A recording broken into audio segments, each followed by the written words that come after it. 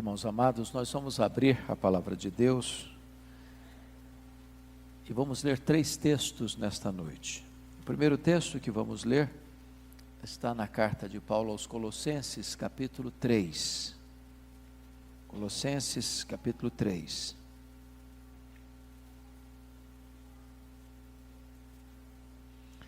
Vamos ler os versos 12 e 13. 12 e 13.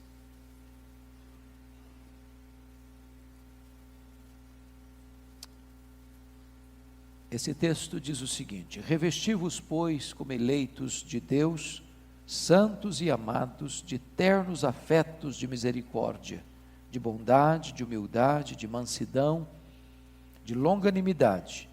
Suportai-vos uns aos outros, perdoai-vos mutuamente, caso alguém tenha motivo de queixa contra outrem. Assim como o Senhor vos perdoou, assim também perdoai vós. O segundo texto está em Mateus, capítulo 18. Por gentileza, abra lá. Mateus 18.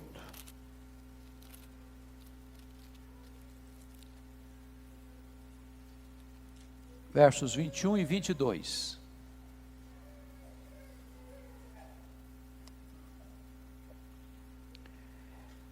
Então Pedro, aproximando-se, lhe perguntou: Senhor, até quantas vezes meu irmão pecará contra mim que eu lhe perdoe? Até 7 vezes?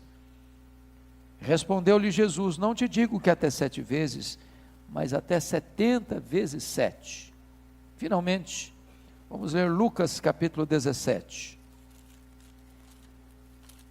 Lucas 17, versos 3 a 5. Está escrito assim: acautelai-vos.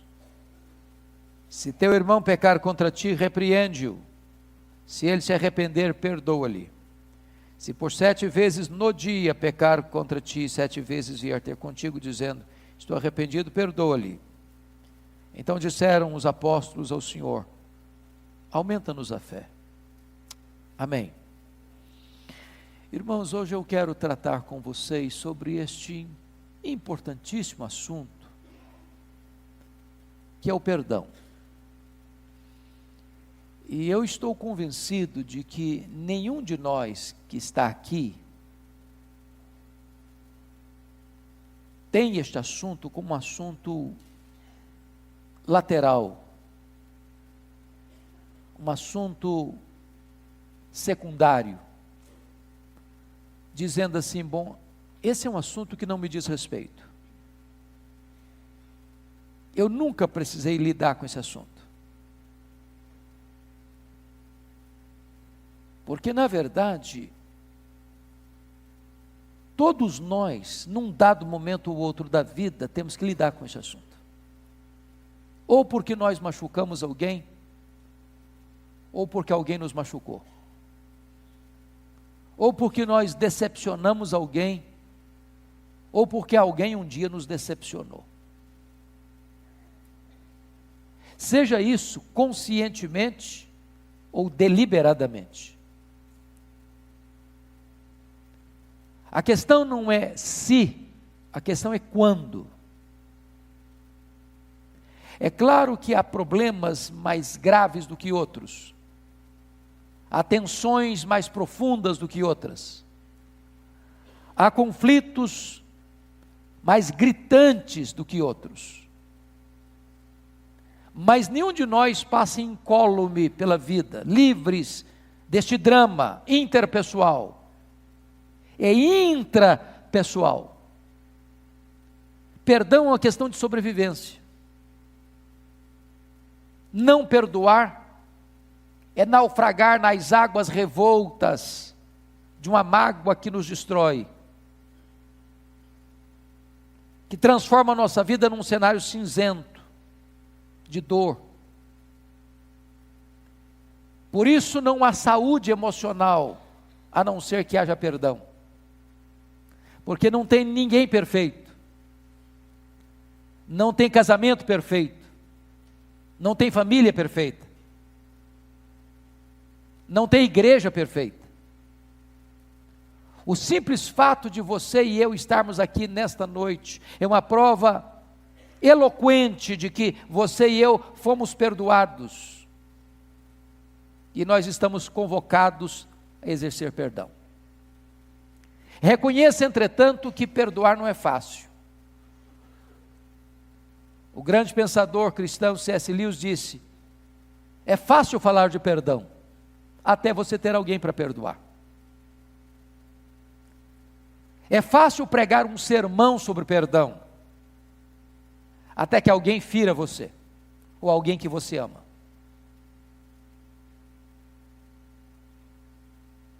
É fácil você ensinar os outros sobre perdão, até que você mesmo seja o alvo de uma injustiça e precise exercer perdão. Perdão não é algo natural, perdão é obra da graça. Ninguém perdoa porque tem uma boa educação, ninguém perdoa porque tem uma personalidade amena, ninguém perdoa porque tem um coração sensível. Perdão é obra da graça. Portanto, eu gostaria hoje de tratar com você deste assunto, e à luz dos 3 textos que nós acabamos de ler. Primeiro, por favor, em ordem inversa nós lemos, mas vamos agora retornar ao primeiro texto lido, que é Colossenses. E eu quero tratar aqui, por que perdoar? Por que perdoar?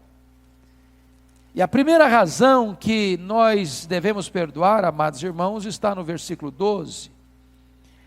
É porque nós recebemos uma nova vida. Nós recebemos um novo caráter, um novo coração, uma nova mente. Nós somos novas criaturas. Portanto, faz parte da nossa nova vida perdoar. Se você me disser assim: bom, eu não perdoo, você está dando uma prova incontestável de que você ainda não nasceu de novo. Se você disser assim: comigo não pode errar, porque se errar não tem segunda chance, isso significa que você nunca passou pela experiência da conversão.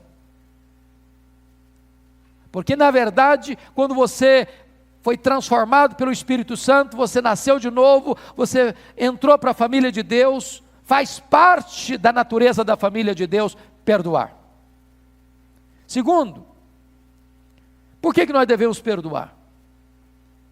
Porque o texto no versículo 13 diz que nós temos queixas uns dos outros. E quantas queixas? E quão variadas queixas? Com profundas queixas. Uma das coisas mais intrigantes da vida é que você muitas vezes faz o mal para alguém sem saber o que está fazendo. Você decepciona alguém sem perceber que você decepcionou. Alguém fica triste, magoado com você, sem que você se lembre do dia, da hora, do momento, da circunstância que você falou ou fez alguma coisa que machucou essa pessoa. E não obstante isso, essa pessoa está magoada com você. Mas muitas vezes, por causa da nossa fraqueza, da nossa natureza tendente ao mal, do nosso coração que é um laboratório onde se processa em larga escala a iniquidade, muitas vezes, deliberadamente, nós falamos mal, fazemos mal para as pessoas. Isso nos leva à condição de alguém ter motivo de queixa contra nós. Muitas pessoas deliberadamente fazem o mal contra nós, e nós temos queixas. Temos queixas dentro da nossa casa, temos queixas na nossa família, temos queixas no nosso trabalho, temos queixas nos nossos relacionamentos, temos queixas até dentro da igreja. Por isso precisamos perdoar. Terceiro, nós precisamos perdoar, porque o texto nos diz que nós já fomos muito perdoados. Quem de nós aqui pode afirmar: bom, eu não precisei ser perdoado, eu sou tão bom, mas tão bom, mas tão bom, que quando Deus me aceitou, não precisou fazer nada, eu já estava perfeito. Quanto mais perto de Deus você chega, mais consciência você tem do seu pecado. Quanto mais longe de Deus você está, mais você acha que você é bom. Mas nós fomos muito perdoados. Lá no céu só entra essa classe de gente que foi perdoada. A igreja só é composta de um tipo de gente que foi perdoada. Gente torta, gente doente, gente fracassada, gente arruinada pelo pecado, gente desacreditada, gente que estava lá jogada no mar da amargura, e Deus foi lá e reciclou o lixo. Deus foi lá e levantou o caído, Deus foi lá e curou o enfermo, Deus foi lá e tratou das nossas feridas emocionais, Deus foi lá e nos fez novas criaturas. Bendito seja Deus. Você e eu somos alguém que foi perdoado por Deus, e muito perdoado. Portanto, você e eu não temos outra opção a não ser perdoar. E a Bíblia nos dá outras razões. Se você não perdoar, por exemplo, suas orações são interrompidas. Você não consegue orar. Há uma frase muito comum no ditado popular, que a oração não passa do teto. Não adianta discurso, não adianta choro, não adianta gesto. Se você tem mágoa no seu coração, Deus não escuta a sua oração. Por isso, a Bíblia diz em Marcos 11, 25, que se você estiver orando, lembrar que tem alguém magoado com você, você tem que resolver primeiro o problema, para depois orar. Se você não perdoar, o culto que você presta a Deus não é aceito. Sabe por que Deus rejeitou o culto de Caim? Porque Deus viu no coração dele ódio, inveja, disputa. O coração dele não era sincero com Deus. Muitas vezes, meus irmãos, nós chegamos à casa de Deus, vimos para o culto a Deus, com problemas de relacionamento não tratados, não resolvidos, não curados. A gente vem carregando essa bagagem da mágoa, do ressentimento, de coisas antigas, de coisas novas, de coisas pequenas, de coisas grandes. Isso se torna uma fuligem na nossa alma.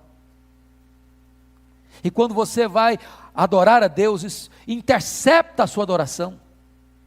É por isso que a Bíblia diz o seguinte: se você trouxer a sua oferta ao altar, e você lembrar que alguém tem alguma coisa contra você, deixa a sua oferta, vai lá, reconcilia, depois volta e faz a sua oferta, porque Deus está mais interessado na sua vida do que na sua oferta. Primeiro Deus recebe a sua vida, depois Deus recebe o seu culto e a sua oferta. Se você não perdoar, diz a Bíblia, você não pode ser perdoado. Foi Jesus quem nos ensinou isso. Pai, perdoa-nos as nossas dívidas, assim como nós perdoamos aos nossos devedores. Se nós não perdoarmos, nós estaremos invocando a maldição de Deus sobre a nossa cabeça.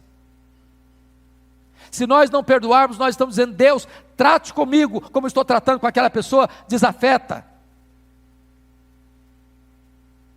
Então não há perdão vertical, se não há perdão horizontal. Se você não perdoar, sabe o que acontece? Você adoece, emocional e fisicamente. Se você ler atentamente a carta de Tiago, ele trata ali daquilo que nós chamaríamos de doenças hamartiagênicas. A palavra hamartia é pecado. E doenças hamartiagênicas são as chamadas doenças produzidas pelo pecado. E é por isso que Tiago diz assim: confessai, pois, os vossos pecados uns aos outros, para seres curados. Porque quando você guarda mágoa, aquilo vai somatizando, aquilo vai se interiorizando, aquilo vai entrando para o seu organismo, e você vai adoecendo mesmo, fisicamente. A Organização Mundial de Saúde constata que mais de 50% das pessoas que passam pelos hospitais são vítimas das chamadas doenças psicossomáticas.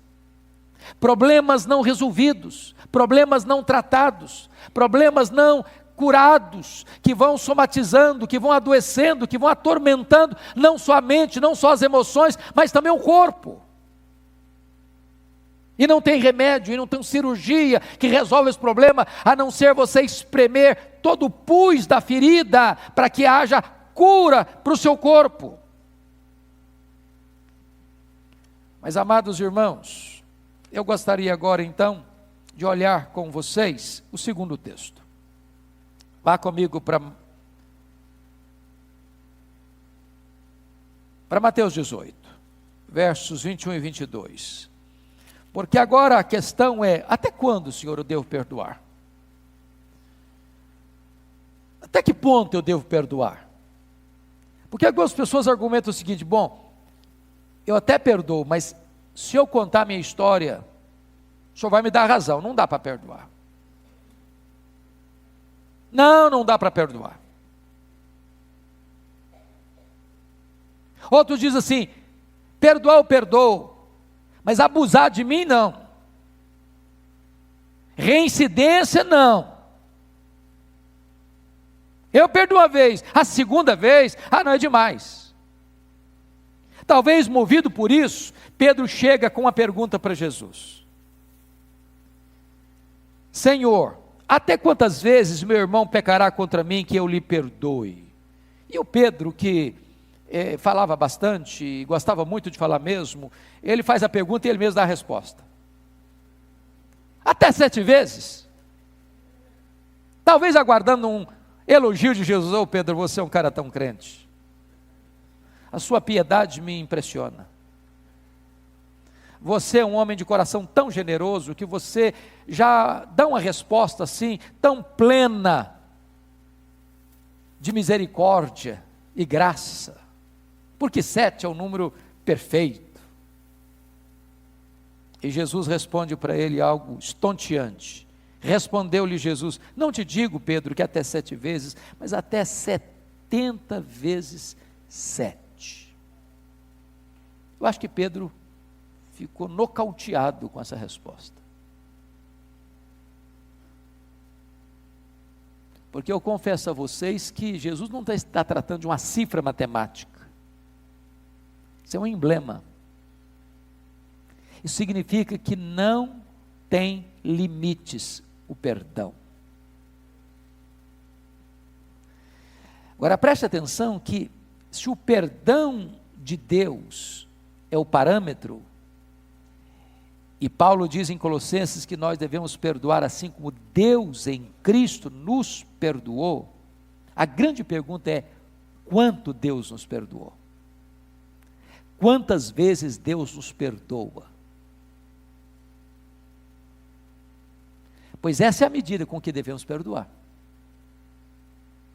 Quem de nós se sentiria confortável se Deus chegasse assim para nós: eu perdoei até aqui, daqui para frente, se você errar de novo, nossas relações estão cortadas, acabou, fim de linha para você. Onde estaria a nossa esperança aí?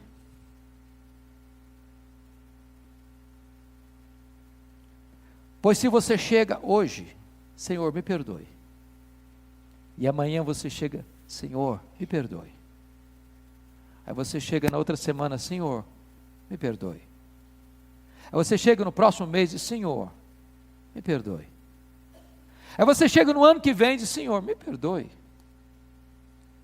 E a Bíblia está me ensinando que assim como Deus em Cristo me perdoou, assim devemos nós perdoar também. O que Jesus está dizendo para Pedro e para você e para mim nesta noite é o seguinte: o perdão é ilimitado.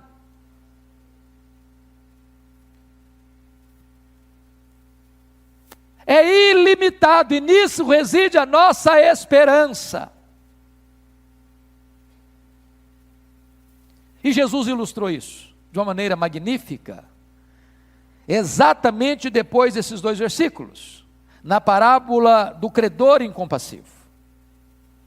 E ele conta a história de um rei, que tinha súditos, e um deles devia a ele 10.000 talentos, não tendo com que lhe pagar, pediu mercê, misericórdia, o rei resolveu perdoá-lo dessa magnífica dívida, dessa colossal dívida, e esse homem perdoado encontra alguém que lhe deve 100 denários, não tendo com que lhe pagar. Esse homem que recebera um perdão de 10.000 talentos, disse para o conservo assim: não, eu não vou ter misericórdia de você não, eu vou jogar você na cadeia, e você vai me pagar. O rei ficou sabendo disso, ficou irado, mandou chamar esse homem, disse: servo malvado, eu perdoei a você 10.000 talentos, e você não pôde perdoar o seu conservo 100 denários? Pois você vai ser entregue aos verdugos, lançado na prisão, até que pagues o último centavo. E Jesus termina a parábola dizendo assim: assim vosso Pai Celeste vos fará, se do íntimo não perdoardes uns aos outros. A grande questão é que Jesus usa aqui uma hipérbole, uma cifra astronômica absolutamente exagerada para aquele tempo. Porque o que é um talento? Um talento era, na época, 35 quilos de ouro. E eu fiz questão de hoje ver quanto está o grama de ouro no Brasil. R$ 168,06. Sabe quanto são 10.000 talentos? 350 mil quilos de ouro. Numa cifra hoje daria mais de 50 bilhões de dólares. Nenhum judeu podia dever mais de 50 bilhões de dólares, porque o salário da época era 1 denário por dia. Para um cidadão juntar 10.000 talentos, ganhando 1 denário por dia, ele teria que trabalhar 150 mil anos. Com isso, Jesus está dizendo o seguinte: essa dívida é impagável. E foi exatamente o tamanho dessa dívida que Deus perdoou você e a mim. Ou Deus perdoa você e a mim, ou não haveria esperança para nós. Jamais poderíamos quitar a nossa própria dívida.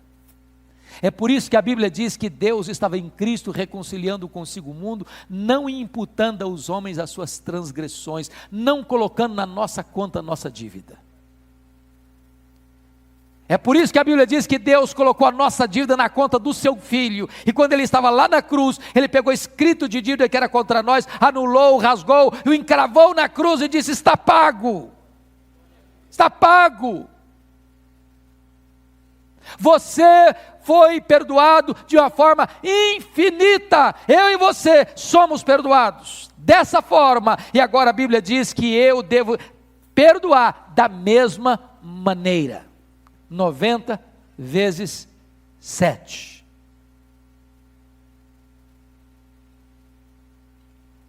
A quem você precisa perdoar? A quem você está sonegando perdão? Mas, amados, antes de entrar no terceiro texto, eu preciso levantar um assunto aqui que é tão complicado, tão complicado. Parece-me que a sociedade, né, pastor Arival, com a medida que a população está crescendo, nós somos mais de 7 bilhões de habitantes, uma cidade como São Paulo, com quase 20 milhões de habitantes, a região metropolitana, é muita gente.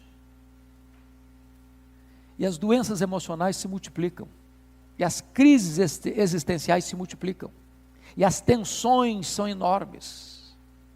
Irmãos, quantas pessoas que estão desistindo da vida, quantas pessoas que estão se matando, quantas pessoas que estão hoje arruinadas emocionalmente, perambulando pelas ruas, quantas pessoas que agora estão nas calçadas de São Paulo injetando droga nas veias, quantas pessoas que estão hoje nos prostíbulos, arruinando o seu corpo, destruindo a sua honra, quantas pessoas que estão hoje numa prisão, como poço de ódio, de violência, de maldade.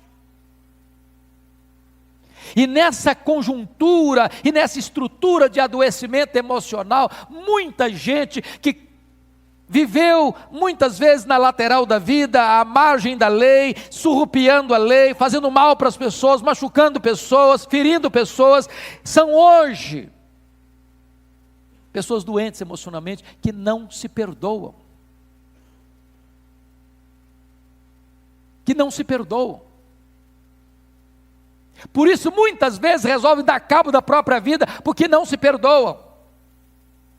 E uma das coisas mais importantes que você e eu precisamos entender, que quando Deus nos perdoa, nós precisamos tomar posse do perdão de Deus e perdoar a nós mesmos.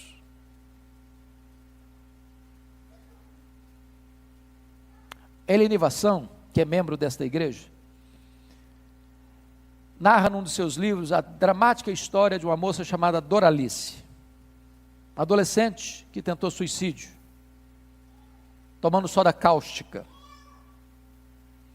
Vai para o hospital nas últimas, e ela passa por diversas cirurgias de reparação do seu estômago, foi devastado pela soda cáustica. E depois que ela recebe alta, um dos mais renomados cirurgiões de São Paulo planeja fazer uma viagem para um grande congresso internacional, onde ele haveria de relatar o sucesso do tratamento de Doralice, tirando-a do abismo da morte. Doralice foi para casa, e quando o médico estava arrumando as malas para viajar, o telefone toca. A notícia é: Doralice acabou de se matar. Ele cancela a viagem, vai ao encontro daquela moça que é apenas um corpo, gelado. E em cima do caixão ele chora e diz: Doralice, me perdoe.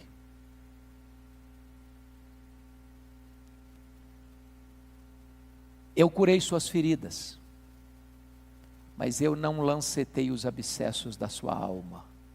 Me perdoe. Me perdoe. Há muitas pessoas, irmãos queridos, que estão se autopunindo, porque não se perdoam. Certa feita eu fui convidado para visitar uma senhora, cujo filho mais velho disse para mim: Pastor Hernandes, a minha mãe é uma mulher triste, desde que eu a conheço. Uma senhora de 80 anos. Já levamos em médico, psicólogos, psiquiatras, já fez todo tipo de exame que o senhor pode imaginar. A tristeza dela é crônica. E eu fui visitar aquela senhora. Por graça de Deus, quando cheguei, comecei a conversar com ela, ela pediu para ficar só comigo. E quando eu fiquei só com ela, ela olhou nos meus olhos e disse: Pastor, eu sofro há 60 anos. Eu disse: o que aconteceu? Ela me disse: eu traí meu noivo. Eu nunca contei isso para ele. Foi casada há muitos anos, sou viúva há tantos anos, mas aquele erro, aquele pecado está tão vivo na minha memória como se eu tivesse cometido hoje de manhã. Há 60 anos eu não tenho paz. Há 60 anos eu vivo no tronco, na masmorra, debaixo do chicote da culpa. Há 60 anos eu me atormento a mim mesmo. E eu então falei para ela da graça de Deus, do Evangelho de Jesus Cristo. Por graça divina, aquela mulher se arrependeu e creu naquele dia, no Senhor Jesus Cristo. A alegria voltou ao seu semblante, a paz inundou a sua alma. Tive o privilégio de batizá-la, de discipulá-la. Mas aquela mulher estava se autopenitenciando 60 anos, sem se perdoar a si mesma.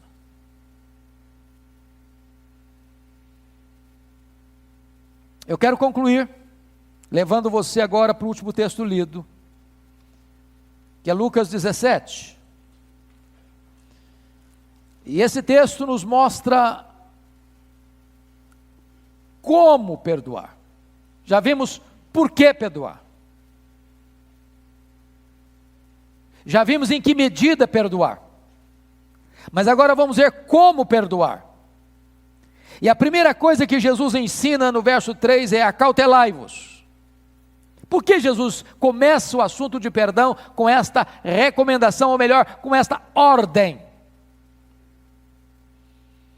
Porque, amados irmãos, quando você trata de relacionamentos machucados, você tem que ter muita sensibilidade para não abrir uma ferida maior, para não traumatizar ainda mais o relacionamento.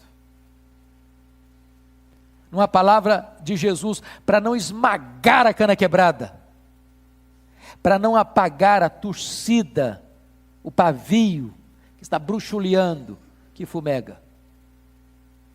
Para você não usar uma marreta de 5 quilos para pregar uma taxinha. Para você não exercer força demais, onde você teria que tratar com amenidade, com afeto, com doçura. Porque às vezes até no ato de pedir perdão pode existir arrogância. Quando a pessoa chega de nariz empinado e diz: eu vou perdoar você, porque eu sou alguém muito espiritual, sou um homem de Deus. E aí começa a humilhar a pessoa. Não, isso não é perdão. O perdão precisa vir dentro de um veio de graça, de misericórdia. Não é exposição de justiça, é o exercício da misericórdia. Segunda coisa que Jesus nos ensina, no verso 3, se teu irmão pecar contra ti, repreende-o.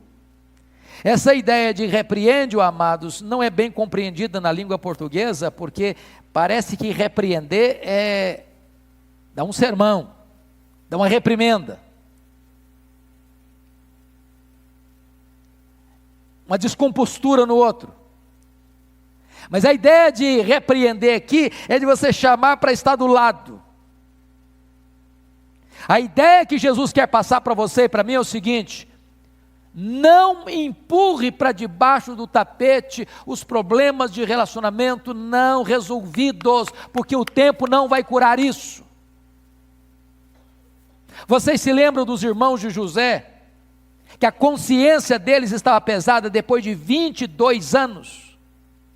Tempo não cura ferida, gangrena a ferida. Não deixe o tempo rolar sobre as suas mágoas, trate de resolver isso com urgência. Porque às vezes é melhor o desconforto do confronto do que o conforto da omissão.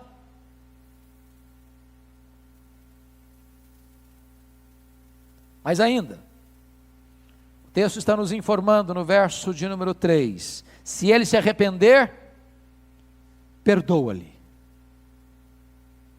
Então preste bem atenção nisso.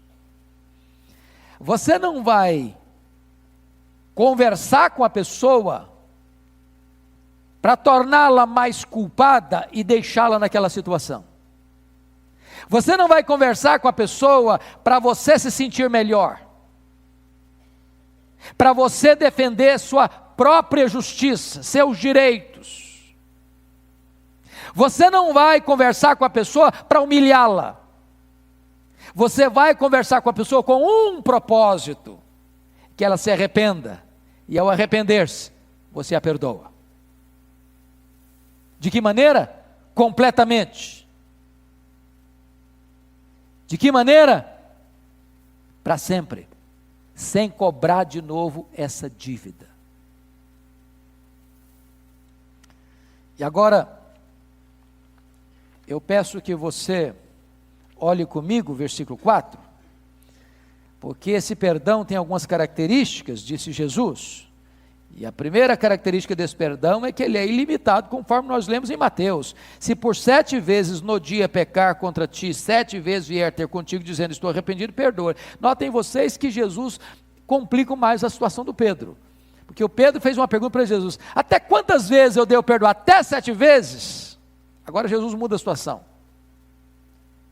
Ele cria uma situação. 7 vezes no dia. No dia.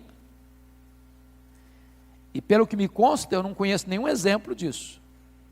Nas relações interpessoais, alguém que tenha pecado deliberadamente contra você, 1, 2, 3, 4, 5, 6, 7 vezes no mesmo dia, e que tenha vindo 1, 2, 3, 4, 5, 6, 7 vezes pedir perdão.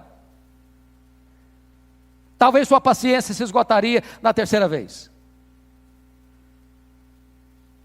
E Jesus está evocando uma situação hipotética quase que impossível, para dizer o seguinte: é dessa maneira que você deve lidar com perdão, de maneira ilimitada.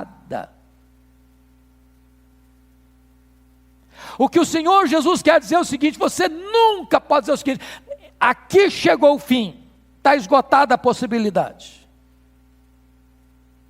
Não tem porta fechada quando se trata de perdão, porque é dessa maneira que Deus lida com você e comigo. Mas mais, o perdão não é só ilimitado, ele é restaurador, porque confira o versículo 4, se por 7 vezes no dia pecar contra ti, 7 vezes vier ter contigo dizendo estou arrependido, faz o que com ele? Perdoa-lhe. E perdão implica em restauração. O filho pródigo, quando voltou para a casa do pai, ele pensou num meio perdão. Trata-me como um dos teus trabalhadores, ensaiou ele o discurso. Já está muito bom. Mas o perdão implica em restauração. Em botar o anel no dedo, a sandália nos pés, a roupa nova, a dignidade, a festa, a celebração. Não jogue gente na lata do lixo. Não descarte pessoas. Não ignore pessoas. Construa pontes. Tome a decisão de restaurar relacionamentos. Mas eu quero concluir dizendo para vocês, à luz do que Jesus ensina, que o perdão, ele é também transcendente, porque o versículo 5 ensina o seguinte: então disseram os apóstolos ao Senhor, aumenta-nos a fé. Senhor, o Senhor estava colocando um padrão muito alto, não dá para nós não temos essa capacidade, não está no nosso poder fazer esse negócio, o Senhor está pedindo demais, então faz o seguinte, já que o negócio é desse jeito, o Senhor aumenta a nossa fé, porque a nossa fé é pequena demais para isso. O que eles estão dizendo é o seguinte: Senhor, essa capacidade não está em nós, ou o Senhor nos dá esse poder, ou o Senhor nos dá essa capacidade, ou o Senhor nos recapacita para isso, ou nós não conseguimos fazer isso. Oh, amados irmãos, eu não tenho esse poder, você não tem esse poder, mas Jesus tem o poder de nos capacitar para isso.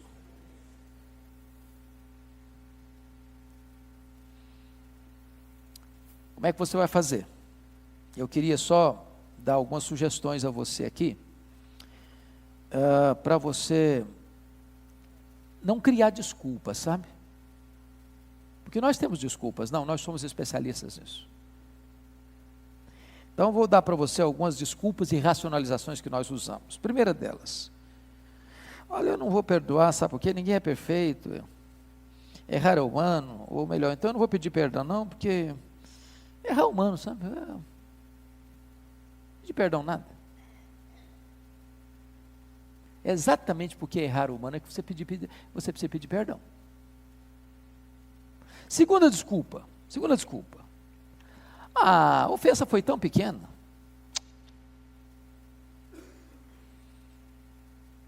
Sabia que os grandes problemas conjugais são formados de pequenos problemas não resolvidos?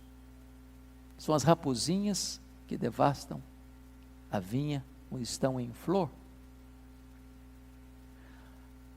Terceira racionalização: faz muito tempo, agora não precisa mais não, já passou.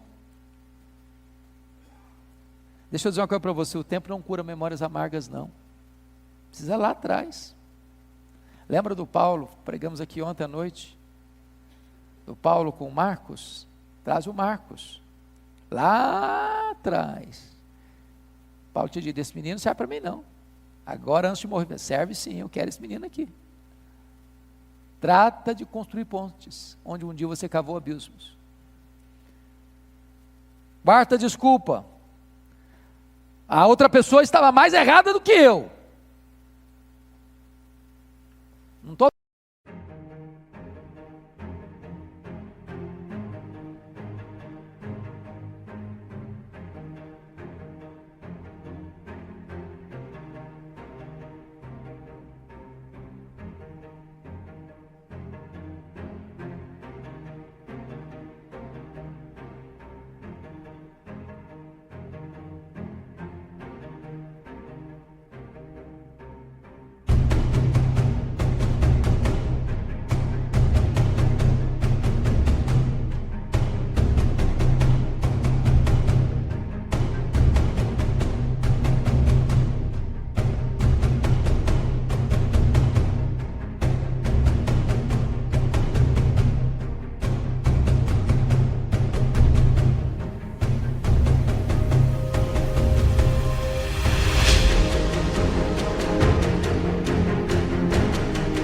tratando da outra pessoa, estou tratando de você.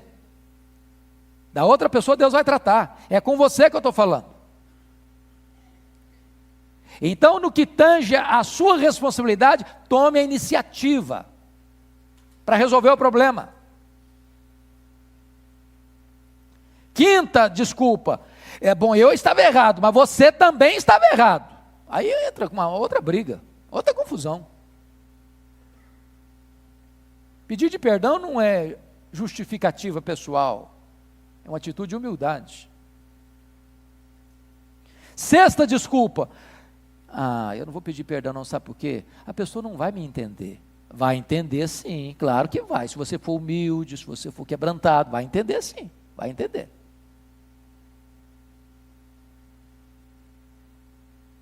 Eu não vou pedir perdão não, sabe por causa de quê? Envolve dinheiro, eu estou meio duro agora, estou meio complicado. Deixa para lá. Perdão implica em restituição. Resolve isso.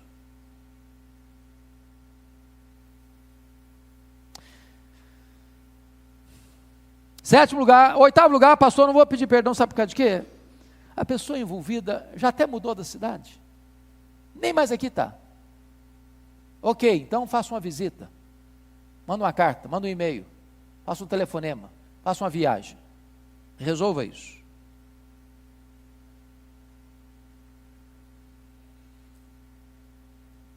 Eu quero conclamar você hoje a tratar desse assunto no seu coração. Se você falar para mim que você não precisa disso, então vou dizer que você não é filho de Adão. Então curva a sua cabeça, por favor.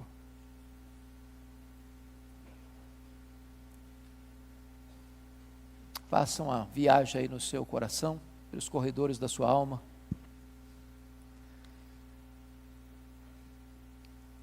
E peça a Deus que traga... Forever lover. In the depths of the darkest night, your love shines through, a guiding light. With every heartbeat I feel your grace. In your warm embrace I find my place. Darling, don't cry, don't shed a tear, for I'll be your fortress, I'll always be near. Though storms may rage and oceans may roar, I'll stand by your side forevermore. Through the trials and the tests we face, our love will endure, it cannot be erased. So dry your eyes, my love, and take my hand. Together we'll conquer. A sua memória, algumas coisas que precisam ser tratadas e curadas.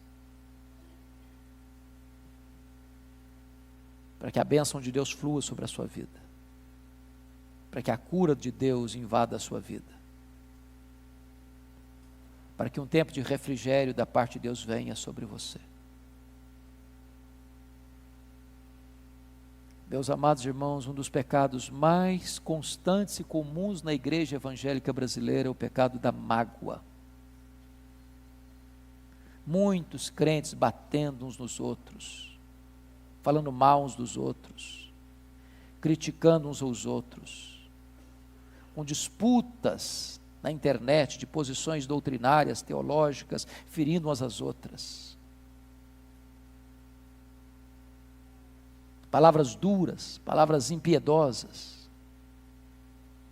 abrindo avenidas de sangue na alma.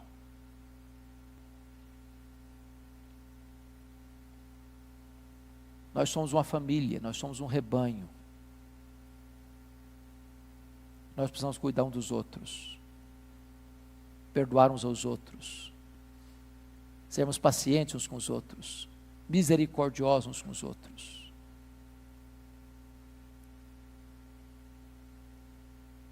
Enquanto não houver esse tipo de atitude, irmãos, o reavivamento é retido, as chuvas são retidas, porque a Bíblia diz: quão bom e quão suave é que os irmãos vivam em união, ali ordena o Senhor a sua bênção e a vida para sempre.